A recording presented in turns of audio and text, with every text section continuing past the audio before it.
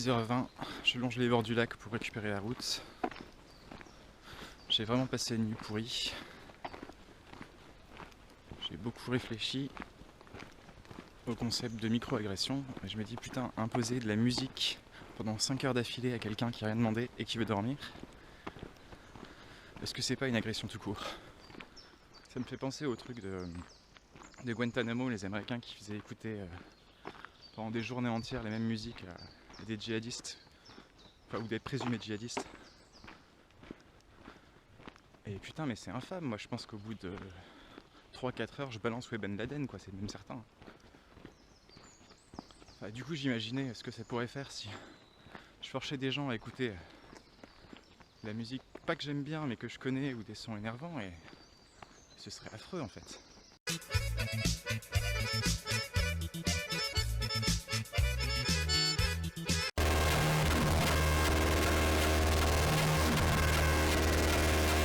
Et où il est le pépère au wawa? Yuki c'était où c'est qu'est son pépère? Il était où, hein, son papa?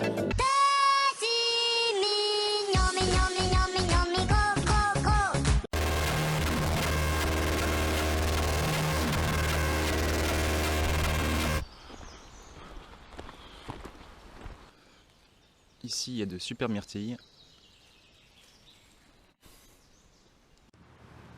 Petite pause à côté de la maison forestière et de l'abri de la société de chasse du village de Renwez, ou Renwez. Et on peut voir là-bas une espèce de barbecue géant, sans doute fait pour cuire des bestiaux en entier. Et quelques papillons qui glandent au soleil. Quant à moi, je suis du camp de l'ombre et de la nuit.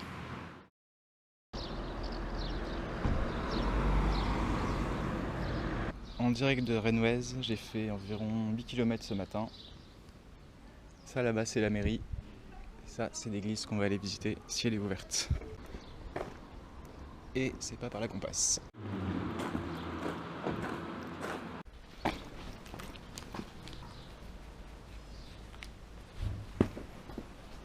Fermé.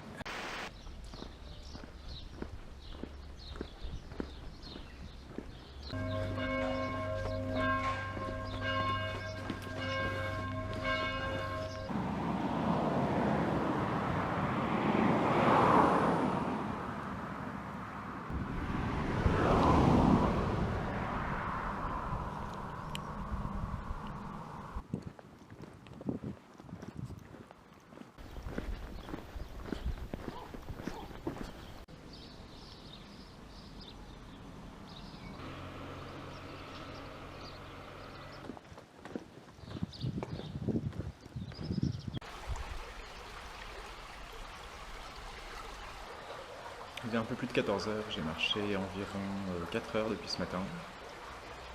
Et là je squatte sous un pont avec de l'écho, histoire de me protéger un peu du soleil. Heureux qui, comme Ulysse, a fait un beau voyage. Heureux qui, comme Ulysse, a vu son paysage. Et puis va retrouver, après maintes traversées, le pays des vertes années. Malgré le soleil et le vent, malgré la pluie et le beau temps,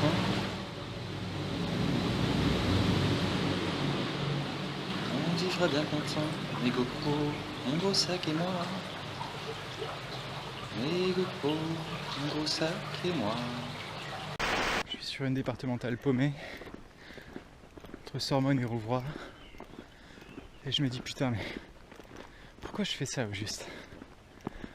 Pourquoi est-ce que j'ai rien trouvé de mieux à foutre qu'aller voir un sanglier géant sur une putain d'aire d'autoroute?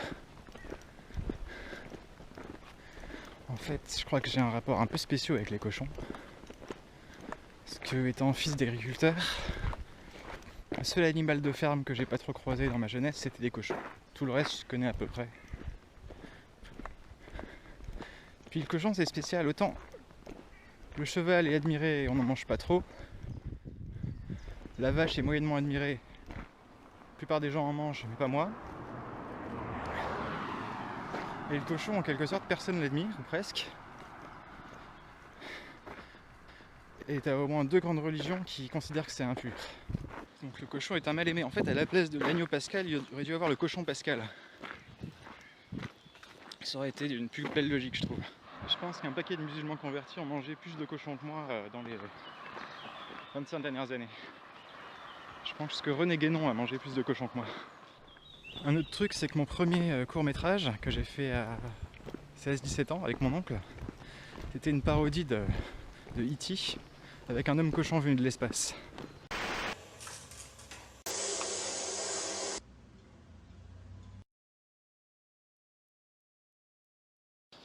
« 15h40, j'arrive à Auvois-sur-Audry. J'ai fait 20 km depuis ce matin. Il vient de m'arriver un truc super marrant. J'ai trouvé un petit bar qui était ouvert pour boire un verre. Étonnant, non? Donc j'entre, il y a 4 mecs à l'intérieur. Je demande au patron si je peux avoir un mini. Il me dit, écoutez, je ferme dans 5 minutes. Alors je lui ai dit pari tenu. Ça les a fait marrer. Puis j'ai bu ma bière en discutant avec ces gars. Petite pause en face de l'usine de poudre de lait Lactalis Ucanel de Rouvroy. Je suis un peu fatigué mais pas trop. En fait je comprends pas comment je fais. Parce que bon, il fait chaud mais il fait pas terriblement chaud. Quoi. Il doit faire dans les 25 avec une petite brise. J'ai facile, je pense que j'ai plus de 10 kg sur moi. Je suis pas un mec sportif. Je suis fumeur. Et putain mais j'enchaîne.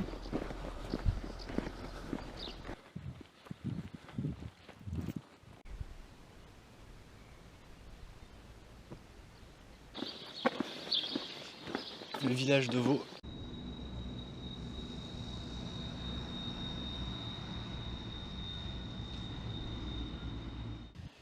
Admirez ce plan de livèche, quoi. Certaines tiges sont vraiment énormes. Elles font à peu près le diamètre de ma...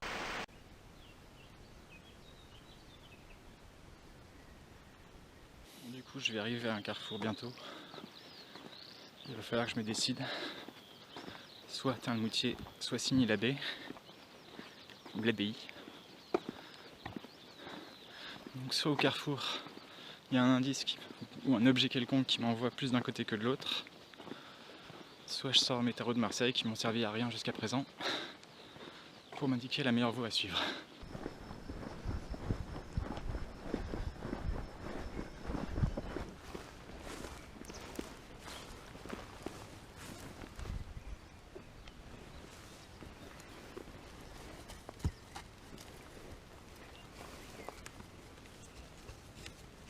Quand une vache donne pas son consentement, rien à faire. Faut la laisser tranquille. Bon, on va faire ça vite. 3 cartes. Tac. Celle-là est descendue toute seule. Et celle-là. Donc, je suis à un putain de carrefour, je sais pas où elle est. En même temps, je gère et je peux arriver où je veux. Et bon, j'ai décidé d'aller à Signy. On va voir si je tiens le coup, au pire je bivouaquerai. Il y a des coins très calés un peu partout.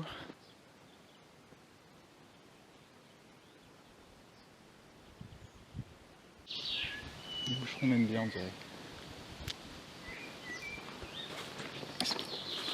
Putain, mais ils me suivent. Partez. Par un après-midi d'été, quand le soleil vous tape la gueule, quelle est belle la liberté, la liberté.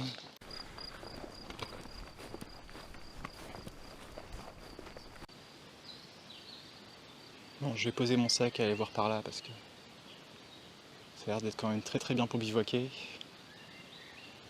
Et j'ai 2 ampoules de plus et puis je commence à avoir bien la flemme. Bon, est-ce que je reste ici? Le terrain est correct, j'ai la paille de blé pour aplanir le terrain. C'est peinard, j'ai vu un renard juste avant d'arriver. Je suis caché d'à peu près tout, pas de ferme aux alentours.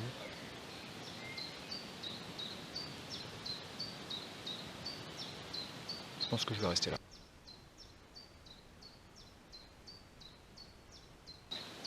Je parle pas fort parce que je suis pas chez moi, je suis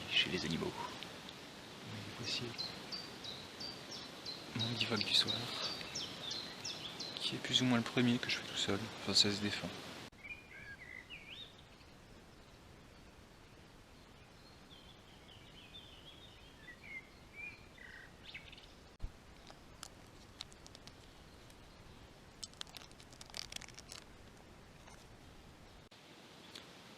Bienvenue dans Maltown.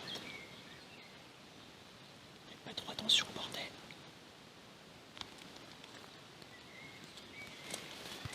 Ici on peut voir le chemin et l'arrivée. Et de là, l'eau de la forêt. Quelle est ta limite en termes de confort? Est-ce que toi t'es prêt comme certains autres à dormir sous une putain de bâche ou à la belle étoile? Est-ce que t'es prêt à faire des Sylvain Tessonneries dans des coins ultra paumés? Ou est-ce que t'as pas envie de porter ta bouffe, t'as pas envie de porter ta tente? Tu veux aller d'auberge en auberge? Tu veux croiser des catholiques authentiques, des cadras ou quinquas qui ont fait un burn-out, et des sportifs. What does the folk says? 21h58.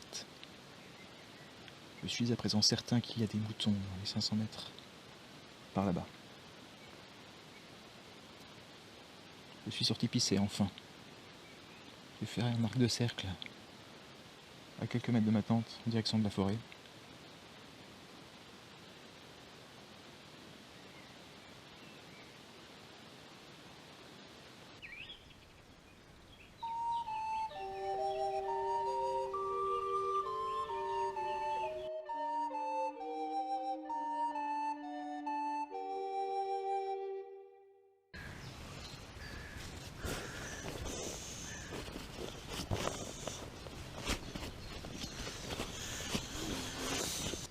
« 8h15, il est temps de lever le camp. »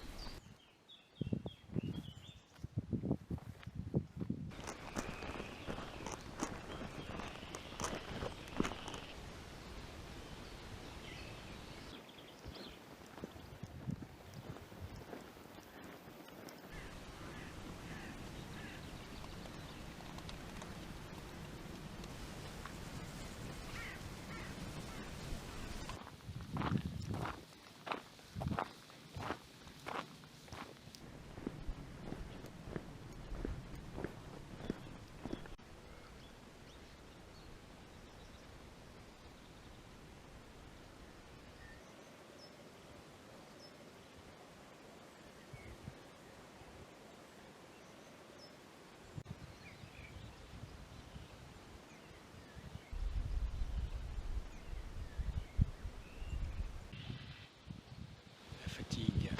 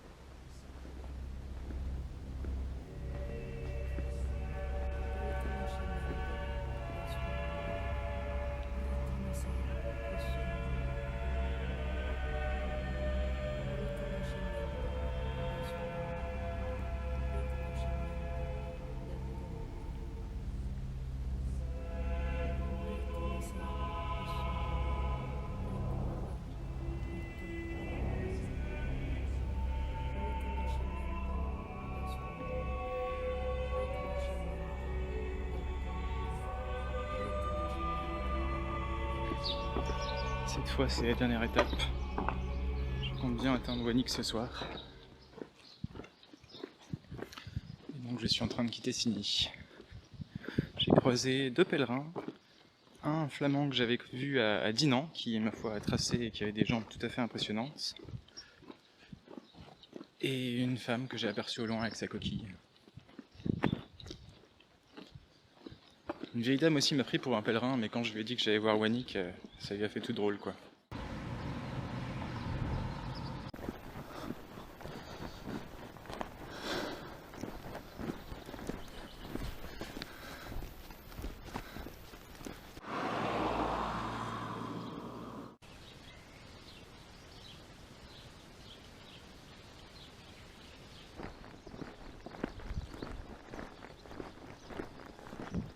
Ça commence à être dur.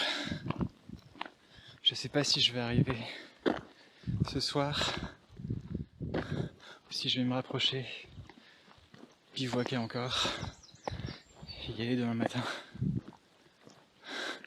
Le sanglier se mérite. J'ai aussi enlevé une tique de mon ventre il y a 1 heure. J'avais pas encore le temps de sucer beaucoup de sang, mais pas très rassurant. C'est pas que mon esprit soit calmé, c'est qu'il tourne en boucle sur un nombre réduit de trucs. La cartographie, des noms de villages. J'ai 4 ou 5 morceaux de musique qui me reviennent en tête. Je pense à chez moi. Au moment où je pourrais acheter du soda et une pastèque et me poser. Un lit confortable, ce genre de truc.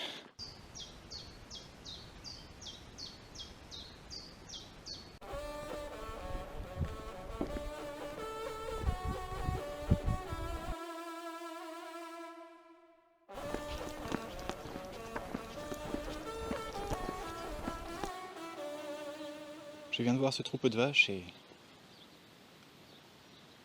on pourrait se demander s'il n'y a pas une sorte de discrimination entre vaches à propos des robes et des couleurs, quoi. C'est curieux quand même. Enfin, en même temps, on a des veaux de l'année et puis des vaches et un taureau adulte. Donc bon, c'est peut-être aussi une histoire de génération, c'est pas forcément une histoire de couleur de robe. Du coup, niveau micro-région, on est quelque part entre la Thiérache et le Porcien. Mais je serais bien incapable de vous dire la différence entre les deux terroirs. Quoi qu'il en soit, il n'y a plus trop de forêt, enfin si au loin, mais sinon c'est surtout du blé, du maïs et des pâturages avec des vaches dessus.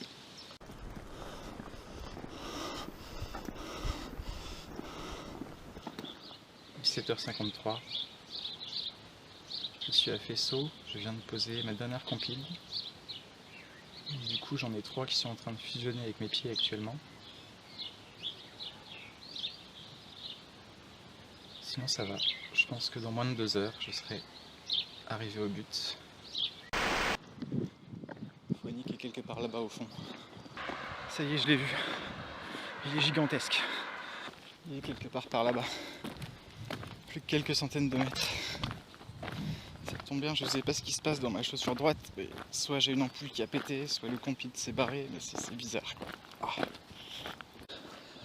Je me demande comment ça va être de l'autre côté quand j'aurai passé l'autoroute. Est-ce qu'il y aura du monde? Est-ce qu'il y aura de l'eau?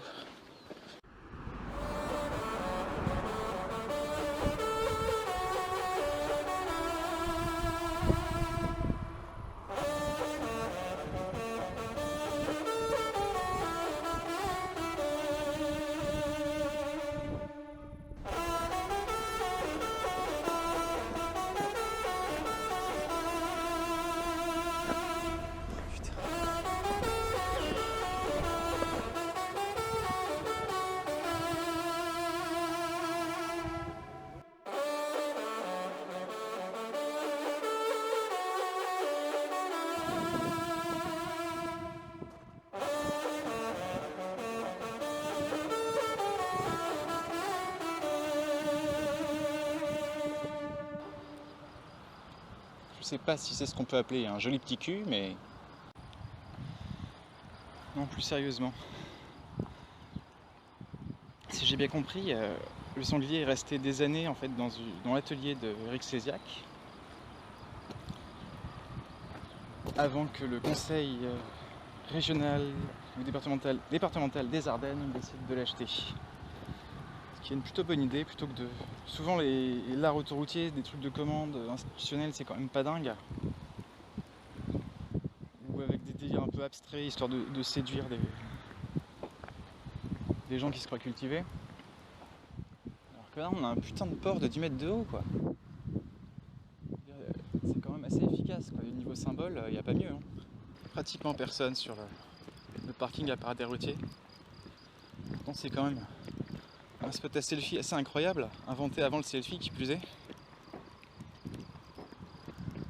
Quand un truc qui pourrait paraître d'arrière-garde rejoint l'avant-garde, quoi.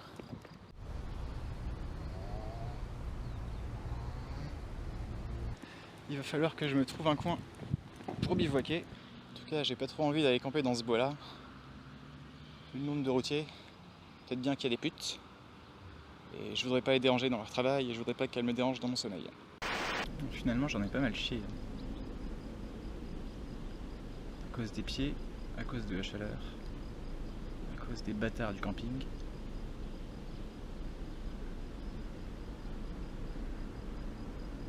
La solitude, je crois pas qu'elle m'ait pesé. Par contre, c'est clair que c'est beaucoup moins drôle d'être tout seul qu'avec des bons potes. Alors, je suis pas sûr de mon coup, mais il semblerait que des bergeronnettes aient fait leur nid dans la queue de Voynich. Donc, ça fait 2 heures que je suis là. J'ai vu un routier polonais faire un tour, une famille et un motard. Sinon, vive le mec qui a inventé les compiles, je bénis ce gars, franchement c'était un sauveur. Mais cela dit, elles sont soudées à mon pied et aussi maintenant soudées à mes chaussettes.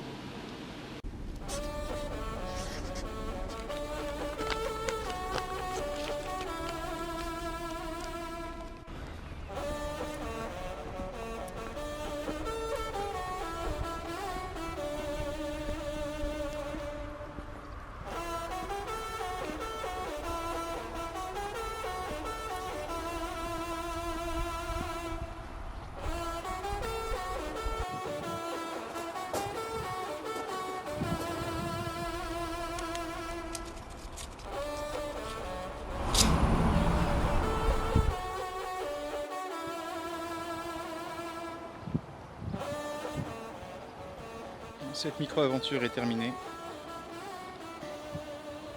Je pense qu'elle va me calmer pour un moment, mais il y en aura d'autres. J'ai quelques projets. Par exemple, je pensais à traverser les Charentes en charentaise, ou aller voir ce qui est apparemment la seule Mussolini pizza du monde, qui est à Ibagué en Colombie.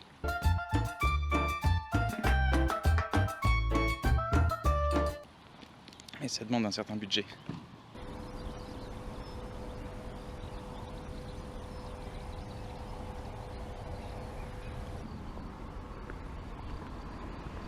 Quant à moi, je vais marcher jusqu'à ce que je trouve un lieu de bivouac peinard et bien planqué.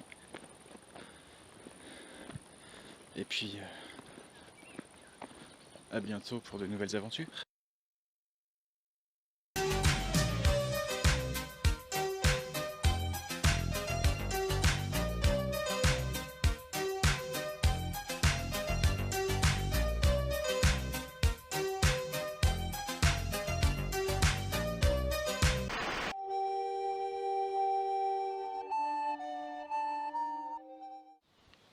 Dernier jour, il est 7h15. Je vais vous montrer où j'ai dormi. C'était précaire, mais bon, finalement, j'ai quand même réussi à dormir. Ce qui est bizarre en bivouac, c'est quand tu te réveilles le matin et tu te dis « Oh putain, j'ai réussi à perdre connaissance, et puis en fait je suis encore vivant. » Et voilà le travail. Je fais tomber 5 épis de blé. C'est là-bas, derrière les arbres, que j'ai dormi. J'ai les pieds qui ressemblent à de la viande hachée avec quelques compides et des fragments d'eau. Autant vous dire que je marche pas vite.